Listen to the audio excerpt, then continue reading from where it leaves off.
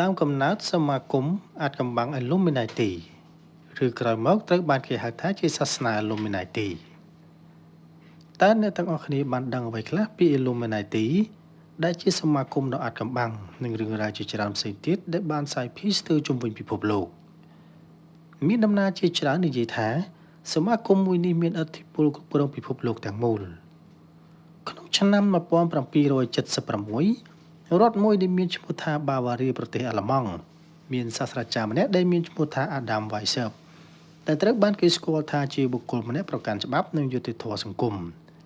ហើយលោកក៏បានបង្កើតសមាគមមួយឡើងដើម្បីការពារនិងចែករំលែកផ្នត់គំនិតបដិវត្តន៍របស់ខ្លួនដំបូងលោកបានចាប់ផ្ដើមប្រមូលមនុស្សដែលមានទ្រព្យសម្បត្តិនិងអ្នកមានឥទ្ធិពលជាច្រើនដើម្បីចូលរួមក្នុងសមាគមរបស់លោកប៉ុន្តែក្រោយមកមនុស្សនៅក្នុងសមាគមចាប់ផ្ដើមទាស់គំនិតនឹងគ្នាដោយអ្នកមានបំណងចូលរួមនៅក្នុងសមាគមត្រូវបង់ថ្លៃចូលជាសមាជិកហេតុនេះហើយទើបបណ្ដាលឲ្យគាត់ទៅបង្កើតសមាគមមួយផ្សេងទៀតដែលមានឈ្មោះថា Illuminati ជាដំបូងសមាគមមួយនេះត្រូវបានគេបង្កើតឡើងដើម្បីជំរុញដល់អ្នកមានគំនិតផ្ទុយនឹងសាសនាជំនឿ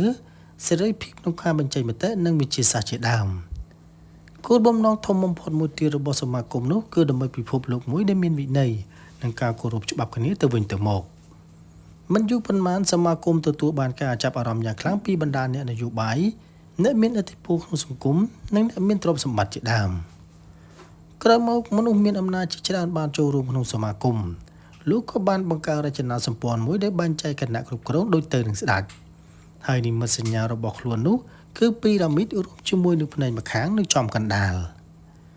អ្នកដែលចូលកាន់តំណែងធំៗនៅក្នុងសមាគមនេះតែងតែប្រើឈ្មោះបុគ្គលល្បីៗពីបុរាណដើម្បីបិទបាំងឈ្មោះពិតរបស់ខ្លួនប៉ុន្តែមិនយូរប៉ុន្មានរដ្ឋបាវ៉ារីមើលឃើញថាសមាគមមួយនេះមានភាពគំរាមកំហែងទៅដល់រដ្ឋបាលរបស់ខ្លួនហើយក៏បានបញ្ជាឲ្យគេរំលាយសមាគមនេះចោលវិញនៅក្នុងឆ្នាំ1785រហូតមកដល់បច្ចុប្បន្ននេះនៅមានទស្សនៈជាច្រើនលើកឡើងថាសមាគមមួយនេះនៅតែបន្តរហូតមកដល់សប្តាហ៍ថ្ងៃពួកគេជឿថាសមាគមមួយនេះបានជ្រាបចូលនៅក្នុងស្ថាប័នជាតិនិងអន្តរជាតិជាច្រើននៅជុំវិញពិភពលោកហើយសមាគមប្រើប្រាស់មនុស្សជាច្រើនប្រភេទដើម្បីគ្រប់គ្រងពិភពលោកមានដូចជាតារាល្បីនិងអ្នកនយោបាយមានដំណើរខ្លះទៀតនិយាយថាសូម្បីតែពួកមនុស្សក្បាលដោយក្រពើឬហៅថា reptilian ក៏ត្រូវបានគេប្រើប្រាស់ដើម្បីត្រួតត្រាពិភពលោកនេះផងដែរសប្តាហ៍ថ្ងៃនេះសមាគមមួយនេះត្រូវបានគេជឿថាគឺជាសាសនាដ៏ធំមួយនៅលើពិភពលោក